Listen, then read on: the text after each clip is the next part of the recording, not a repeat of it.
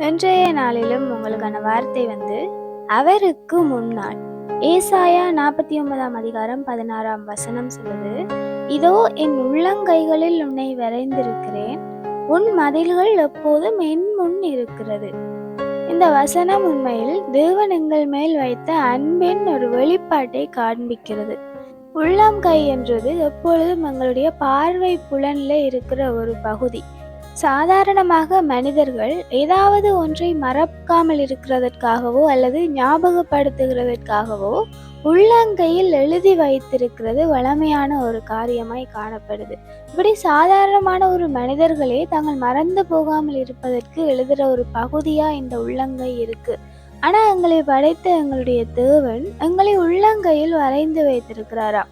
அதாவது அவருடைய பார்வை புலனுக்குள்ளேயே நாங்கள் எப்பொழுதும் இருப்போம். எங்களை அவர் ஒருபோதும் மறந்து போவதில்லை என்றதை இந்த வசனம் மறைமுகமாக எங்களுக்கு வெளிப்படுத்துகிறது.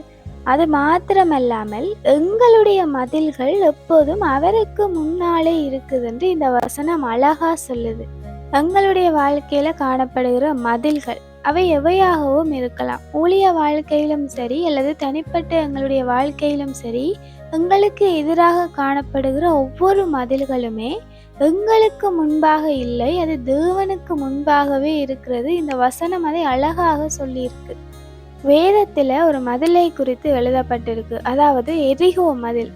விசுவாசத்தோடு தேவனை துதித்து பாடுகிற அந்த கணத்தில் அந்த மதில் உடைந்து விழுகிறதாக நாங்கள் வேதத்துல பார்க்குறோம்.